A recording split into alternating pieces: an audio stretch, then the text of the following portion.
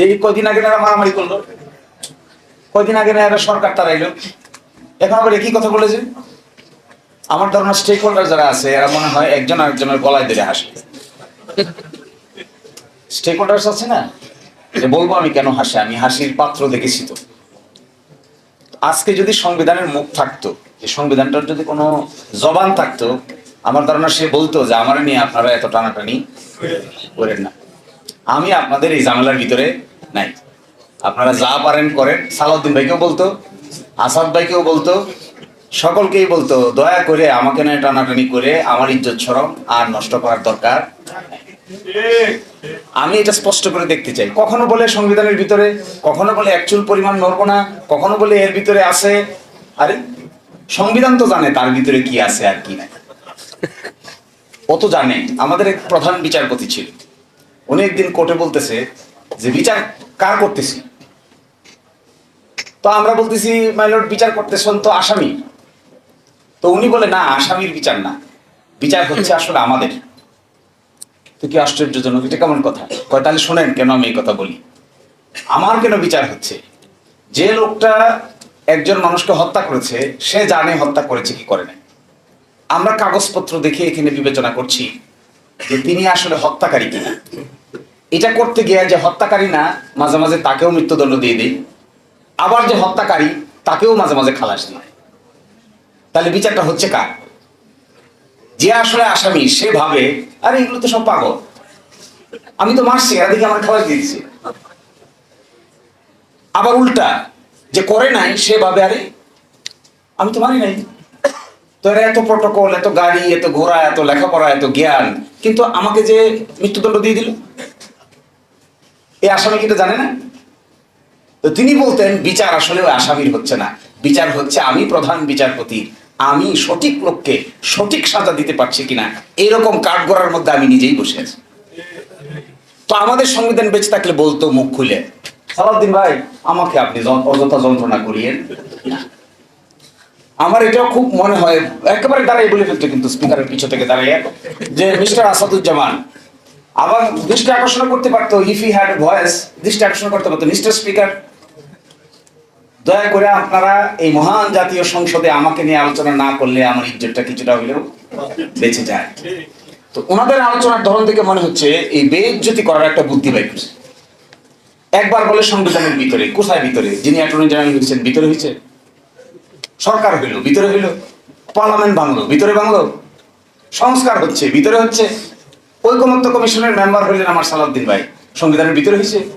সংবিধান পারমিট করে যে ওই কি একটা কোথায় জানি বসে আলোচনা হইতো,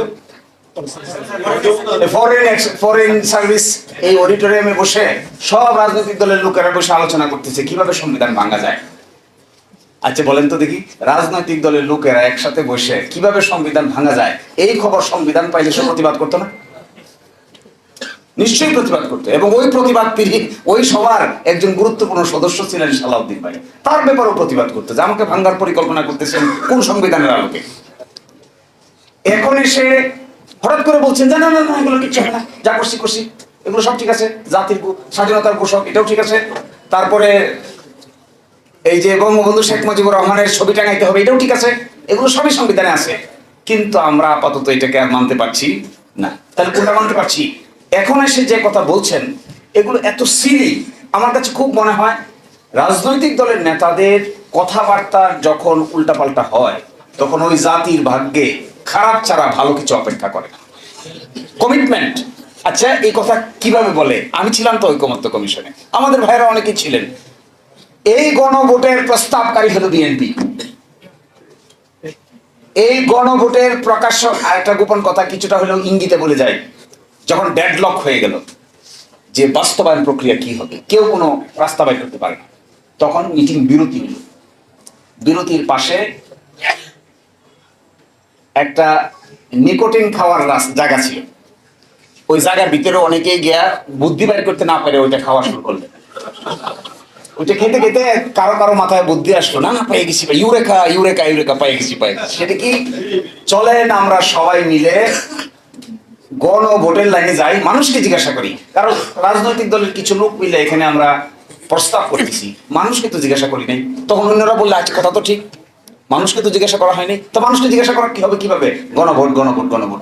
যে এই কথা বললে না সে ভিতরে সকলেই একমত হয়ে গেল, গণভোট গণভোট গণভোট। প্রস্তাবকারী লোক মানুষ, প্রস্তাবকারী দল এখন বলছেন গণভোটের আদেশ মানতে তারা বাধ্য নন। হায় রে কপাল! তখন এই প্রশ্ন আসছিল যে এই প্রস্তাবকারী দল যে গণভোট, তখন আসছিল একজনের প্রশ্ন করেছে হাত তুলে, আমার মনে হয় যতদূর মনে পড়ে, মানুষটার নাম আমি বলতে চাচ্ছি না এখানে, তিনিও রাষ্ট্র সংস্কার আন্দোলনের ওয়ান অফ দি গুরুত্বপূর্ণ লোক ছিলেন, সরকারের মন্ত্রী হয়েছেন। তিনি বললেন সংবিধানে তো গণভোট নাই। তখন প্রস্তাবকারী সদস্য আনসার দিল গণভোট করা যাবে না, এই মর্মে সংবিধানে কিছু আছে? সকলে কইল নাই নাই নাই নাই নাই। উনি খুশি হয়ে গেলেন। আমার এখন মনে হচ্ছে এই জন্য খুশি হন নাই যে জনগণকে জিজ্ঞাসা করবেন, এই জন্য খুশি হয়েছিলেন যে তার কথাটা সকলে মিলে গ্রহণ করেছে, তাই এখনো তাই দেখতে পাচ্ছি। দেখবেন কথার বাইরে গেলেই খেপে যায়। তো তখন ব্যাখ্যা দিয়েছে ঠিক আছে গণভোট সংবিধানে নাই, গণভোট করা যাবে না এই মর্মে কি সংবিধানে কিছু আছে? সকলেই কইল নাই। বলে তাহলে চলেন আমরা এই রাস্তা হাঁটি, সবাই মিলে হাঁটি। এখন কিভাবে হবে? একটা আদেশ জারি করতে হবে। এই সেই আদেশ। এখন বলে ওই আদেশ বলে রাষ্ট্রপতি রাজহাঁসের ডিম পারছে। প্রশ্ন শুনে নেয় আপনারা সংসদে যে রাষ্ট্রপতিকে একটা অশ্বডিম্ব পাড়ানো হয়েছে। রাষ্ট্রপতিকে উনি জিজ্ঞাসা করেছেন যে অশ্বডিম্ব কিভাবে পারলো? উনি বলছেন অশ্বডিম্ব পারে নাই, পাড়ানো হয়েছে। এই যে অশ্বডিম্বটা পাড়ানো হয়েছে, এই অশ্বডিম্ব বাচ্চায় রূপান্তরিত হয়েছে, তা দিছে, গণভোট হয়েছে, বাচ্চারা কিলবিল করতেছে। এখন ডিম্ব অস্বীকার করলে কি আর বাচ্চা অস্বীকার করা যাবে? ডিম না হয় আপনি অস্বীকার করলেন, বাচ্চা গণভোট তো হয়ে গেছে, বাচ্চা ফুটে গেছে না? গণভোট হয়ে যাওয়ার পরে 70 ভাগ লোক এটার পক্ষে রায় দিয়ে দিছে। এর মানে কি? খালি বাচ্চা কিলবিল কিলবিল কিলবিল কিলবিল করতেছে।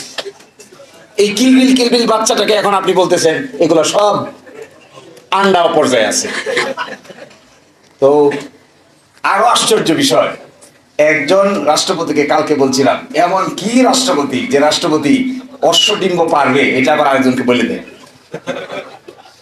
কি আশ্চর্য রাষ্ট্রপতি এটা! এই জন্য তো এনসিপির লোকেরা সবাই মিলে চাইছিল এইরকম রাজহাঁস যেন বাংলাদেশে না থাকে। কিন্তু রাজহাঁসও থেকে গেছে, ডিম্বও পেয়ে গেছে, ডিম্বের ভিতর থেকে বাচ্চাও জন্ম নিছে। এখন আমরা ডিম্ব অস্বীকার করলে লাভ কি? সব 70 ভাগ মানুষ মানে প্রায় 5 কোটি বাচ্চার জন্ম দিছে। এখন থেকে সরা যাচ্ছে না। কি আশ্চর্যজনক বিষয় দেখেন, আমি এভাবে দেখি না। স্কিম 133টা অর্ডিন্যান্স রিপোর্ট পাবলিশ হয়েছে গতকালকে রাতে। 133টা অর্ডিন্যান্স। সংস্কারের 2 ভাগ দেখে, একটা হলো সাংবিধানিক সংস্কার, এখানে আছে 47টা, আর একটা আছে সংবিধানের বাইরে অধ্যাদেশ আদেশ রেগুলেশন করে করা যাবে, এরকম আছে 37টা। সব মিলে হলো 84টা। এই 47টার ভিতরে একমত হয়েছে 30টা, বাকি থাকে 17টা।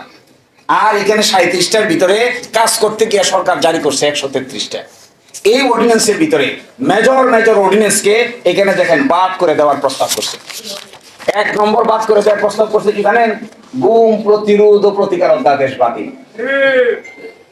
বাংলাদেশের মানবাধিকার কমিশন গঠন অধ্যাদেশ বাতিল, দুর্নীতি দমন কমিশন অধ্যাদেশ সংশোধন অধ্যাদেশ বাতিল, সুপ্রিম কোর্টের বিচার বিভাগীয় পৃথক সচিবালয় গঠন করার অধ্যাদেশ বাতিল, সুপ্রিম কোর্টের বিচারক নিয়োগ করার কমিশন অধ্যাদেশ বাতিল, ব্যাংক রেজলিউশন অধ্যাদেশ বাতিল। আছে কি? কোনটা আছে? এটা একটা অ্যাড আছে না টেলিভিশনে, দেখবেন ককরোচ দিয়ে না কি দিনে নকআউট দেখছেন? এটা তেলাপোকা মারে, যে তেলাপোকা। আপনি আমাদের এখানে যে এরোসল আছে, যেখানে বেশি তেলাপোকা আছে এরোসল মারবেন, একটা এরোসল আর এক মারার পরে দেখবেন একটা তেলাপোকা আর একটা তেলাপোকার গলায় ধরে কাঁদবে। দুইটাই মৃত্যুপথ যাত্রী। একটা জিজ্ঞাসা করে আপনি কবে মরবেন, সে বলে আমি এখনই মরবো, আর একটা বলে আমার নিয়ে যায়। এইটা দেখে আর এই প্রস্তাবগুলো দেখে আমার কাছে মনে হয়েছে জগতের মানুষ আমাদের দিকে তাকায় মনে করতেছে সরকারি দল বিরোধী দল সবই তো মরবে দেখি, এটা তো মরার বুদ্ধি। আচ্ছা বলেন, গুম প্রতিরোধ প্রতিকার অধ্যাদেশ বাতিল করার কি কারণ থাকতে পারে? একমাত্র ডিজিএফআই শাটারিং ছাড়া। আমি তো আর কিছু দেখি না। ডিজিএফ এর আপত্তি ছাড়া, এসবিএনএস এর আপত্তি ছাড়া এই আয়নাগর তৈরি করার মূল কারিগর ডিজিএফ। এই ডিজিএফ এর আপত্তি ছাড়া শহীদুল আলম ভাইকে নিয়ে ধৈর্য মাইরে পিটাইয়া কেন এই কথা বললো, কেন এই কথা বললো না, কেন পক্ষে বিপক্ষে এই কথা বললো, অমুকের মতামত দিল, এই জন্য শহীদুল আলম ভাই কই ছিল আমরা সবাই জানি। তো তাদের আপত্তি ছাড়া গুম এবং খুন পাশ করার আপত্তি কিন্তু ভদ্রলোকের থাকতে পারে? গুম চাই আমরা? আমার তো মনে হয় না আপনারা কেউ গুমের পক্ষে। তো এটা কেন বাদ দিতে হবে? মানবাধিকার কমিশন অধ্যাদেশ কেন বাদ দিতে হবে? মানবাধিকার কমিশনের যিনি চেয়ারম্যান বলা হয়েছে তাকে যে অ্যাপয়েন্টমেন্ট দেওয়া হবে, এটা হবে একটা সার্চ কমিটির মাধ্যমে। প্রাইম মিনিস্টার চাইলে নিয়োগ দিতে পারবে না, চাইলে বাদও দিতে পারবে না। বাদ দিতে গেলে একটা সুপ্রিম জুডিশিয়াল কাউন্সিলের সিস্টেম করে বাদ দিতে হবে। আবার মানবাধিকার কমিশনের চেয়ারম্যানকে পাওয়ার দেওয়া হচ্ছে, তারা মোটো তদন্ত করতে পারবে, ইভেন কোন আইন শৃঙ্খলা বাহিনীর লোকেরা যদি জড়িত থাকে তাকে অ্যারেস্টও করতে পারবে।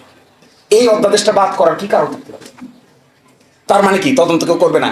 পাশে দেখবেন কমেন্টে লিখছে বাদ দেওয়ার পিছনে মূল কারণ হলো, এটা পড়লে আপনারা সবাই গলাগলি করে হাসবেন, যেহেতু সরকারের সংবেদনশীল আইন শৃঙ্খলা বাহিনীর সদস্যরা এই অপরাধের সঙ্গে জড়িত থাকতে পারে, এই জন্য মানবাধিকার কমিশন আর গুম প্রতিরোধ অধ্যাদেশ বাদী। তো গুম তো করবে কে? গুম তো আইন শৃঙ্খলা বাহিনীর লোকেরাই করে নাকি? গুম যদি আইন শৃঙ্খলার বাহিনীর লোকেরা করে তার তদন্ত হইতে হবে না? আরেকটা ইন্টারেস্টিং, মানবাধিকার অধ্যাদেশের পিছনে কমেন্টে লিখছে যেহেতু এটা সরকারের কোন মন্ত্রণালয়ের অধীন নয়। আচ্ছা, মানবাধিকার কমিশন কি সরকারের মন্ত্রণালয়ের অধীন থাকার কথা? ও আশ্চর্য ব্যাপার, এটা স্বাধীন, তদন্ত করবে স্বাধীনভাবে, নয় এজন্য বাতিল। দেখেন সুপ্রিম জুডিশিয়াল পৃথক বিচার বিভাগীয় সচিবালয়ের পাশে কমেন্ট লিখছে কি? পৃথক বিচার বিভাগীয় সচিবালয়ের পাশে কমেন্ট লিখছে যে সরকার ইচ্ছা পোষণ করলে এটা কার্যকর হবে। আচ্ছা, সরকার ইচ্ছা পোষণ করলে নিম্ন আদালতের ম্যাজিস্ট্রেটকে বদলি করা যাবে, সরকার ইচ্ছা পোষণ করলে পদোন্নতি দেওয়া যাবে, সরকার ইচ্ছা পোষণ করলে শৃঙ্খলা বিধি অ্যাপ্লাই করা যাবে, সরকার ইচ্ছা পোষণ করলে, সরকার ইচ্ছা পোষণ না করলে কি করবে? ইচ্ছা পোষণ না করলে রাত 2টার সময় আদালত বসে শহীদুল আলম ভাইকে অযথা রিমান্ডে নিয়ে পিটাইবে। ইচ্ছা প্রকাশ করছে না, রাজা ইচ্ছা প্রকাশ করছে না, তো হয়ে গেল, অসুবিধা কি? এর মানে কনক্লুশনটা আমি কেন বলতে চাচ্ছি, এর মানে হলো শুধু জুলাই সনদ না, এই সরকারের কর্মকাণ্ডের ভিতরে এন্টায়ারলি সংস্কার কর্মকাণ্ডের বিরোধিতা করে একটা শক্ত অবস্থান তারা নিয়েছে। যখন ঐকমত্য কমিশন আলোচনা হয়েছিল তখন আর্গুমেন্ট ছিল যে আমরা কেন এটা করব, এক একজন এক একটা বলছে।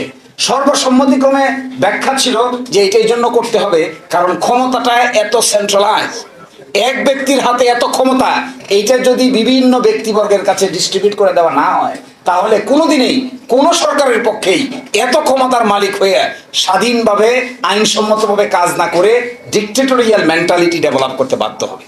তখন বলা হলো তাহলে কি করা দরকার? রাষ্ট্রপতি এবং প্রধানমন্ত্রীর ভারসাম্য। তো রাষ্ট্রপতি প্রধানমন্ত্রীর ভারসাম্য করা হয়েছে, এখানে ভারসাম্য করা হয়েছে যতগুলো সাংবিধানিক প্রতিষ্ঠান আছে, যেমন ধরেন সাংবিধানিক প্রতিষ্ঠান কি? Supreme court, chief controller auditor general, CEC নির্বাচন কমিশন, ওদিকে আছে পিএসসি পাবলিক সার্ভিস কমিশন। এগুলোর মধ্যে এমন একটা ক্ষমতা ডিস্ট্রিবিউশন থাকতে হবে যেন একটা আরেকটাকে নিয়ন্ত্রণ করতে না পারে। এই বিভক্তির অংশ হিসেবে যেগুলো অর্ডিন্যান্স দিয়ে করা দরকার ছিল এগুলো 133 অর্ডিন্যান্স, আর যেগুলো অর্ডিন্যান্স দিয়ে করা সম্ভব হয় নাই এগুলো সংবিধান সংস্কার। সেই সংস্কারের জন্য একটা আদেশ দরকার ছিল, এই আদেশের নাম হলো জুলাই জাতীয় সনদ উইদিন ব্র্যাকেট সংবিধান সংস্কার আদেশ। এখন ওনারা বলছেন এটা অসাংবিধানিক, তাহলে কোনটা সাংবিধানিক? বিরাট প্রশ্ন। আমি কনক্লুশন ড্র করছি এটা, আমাদের জাতীয় জীবনের এই চরিত্রকে কিভাবে বিশ্লেষণ করা যাবে তা হয়তো ইতিহাসেই বিবেচনা করবে, কিন্তু আমার কাছে মনে হয় এই যে চোর পুলিশ খেলতে খেলতে যে 56 বছর পার করলাম, ঘুরে ফিরে কিন্তু আমরা জায়গাতেই থাকলাম। এখন যদি জুলাই অভ্যুত্থানের পরে আরো ড্রাস্টিক সামনের দিকে অগ্রসর করা না যায়, ধরেন এই সংস্কারগুলি কিছুই হইল না, কোথায় যাব আমরা? এক ব্যক্তি পাওয়ারফুল হবে, বলা হয়েছে এক ব্যক্তি 10 বছরের বেশি প্রাইম মিনিস্টার থাকতে পারবে না, যিনি দলের প্রধান হবেন তিনি সরকার প্রধান হবেন না। সাংবিধানিক প্রতিষ্ঠানগুলোতে সার্চ কমিটির মাধ্যমে আইন করে লোক নিয়োগ দেওয়ার ব্যবস্থা করা যাবে, হায়ার এবং ফায়ার করা যাবে না। এইটা যারা চান না, কেয়ারটেকার গভর্নমেন্টের অধীনে নির্বাচন হবে 5 বছর পর পর, এই জিনিসটা যারা চাচ্ছেন না তারা কি চাচ্ছেন? এটা যারা করতে চান না তিনি কোথায় থাকতে চান? এখন আরেকটা ফান্ডামেন্টাল প্রশ্ন করি, আমি শেষ করে দিব। 70 ভাগ মানুষ পক্ষে রায় দিয়েছে, আমরা বুঝি আমাদের মতো এরকম সামান্য উকিলরা বুঝতেছি, তারা সরকার চালাচ্ছে, তারা কি বুঝে না? গণভোট কি তারা অতীতে করে নাই? গণভোটের জনক তো বিএনপি, আর বিএনপির জন্ম হলো মার্শাল। তাহলে গণভোট দিয়ে জিয়াউর রহমান সাহেব বৈধতা নিয়েছে। এখন প্রশ্ন, ওরা যদি বুঝে গণভোট, আর একটা গণভোট কে করেছে? বেগম খালেদা জিয়া। এই দেশে হয়েছে গণভোট 3টা, এইটা নিয়ে 4টা, তার মধ্যে 2টার কাউকাটি আসছে হলো বিএনপি, এইটা হলো 3য়টা। গণভোটের মানে বুঝে না ওরা? নিশ্চয়ই বুঝে, কিন্তু করে না কেন? এইটার পিছনে আমার কাছে মনে হয় এমন কোথাও কোনো না কোনো ভাবে একটা নাকে খত ওনারা দিয়েছেন, যে নাকে খতটা 70 ভাগ মানুষের মতামতের চাইতেও তাদের কাছে গুরুত্বপূর্ণ। অন্যথায় আমরা সাধারণ মানুষ বুঝি, সামান্য লেখাপড়া করেছি আমরা, আমরা বুঝতেছি জনগণ কাকে বলে। এরা কি বুঝে না জনগণ কাকে বলে? এত জ্ঞানী বিজ্ঞ পার্লামেন্টারিয়ান নিশ্চয়ই বুঝে। এই জায়গায় দেখবেন পার্লামেন্টের ভিতরে কি হবস বলে, লক্স বলে এবং রুশুর কথা বলে, প্লাস বলে হলো সোশ্যাল কন্ট্রাক্ট থিওরির কথা বলে। তার মানে কি ওনারা বেশি লেখাপড়া জানেন? ওনারা হবসও জানেন, ওনারা লক্সও জানেন, ওনারা রুশোও জানেন, ওনারা কিভাবে জুলাই সনদকে ব্যাখ্যা করতে হবে এটাও জানেন, গণভোটকে কিভাবে ব্যাখ্যা করতে যাবে এটাও জানেন, জনগণের সার্বভৌম ক্ষমতা কিভাবে প্রকাশ হয় এটাও জানেন, নিশ্চয়ই সবকিছু জানেন। জানা সত্ত্বেও যখন একই কথা বলেন, তখন একটা সন্দেহের উদ্রেক হয়। এই সন্দেহটার নাম হলো নিশ্চয়ই ক্ষমতার প্রক্রিয়াটাকে কোনো না কোনোভাবে স্মুথ করার জন্য এমন কিছু জিনিসের কাছে দায়বদ্ধ আছেন, যে দায়বদ্ধতা বাংলাদেশের 18 কোটি মানুষের কল্যাণের চাইতেও অধিকতর তাদের জন্য কল্যাণকর।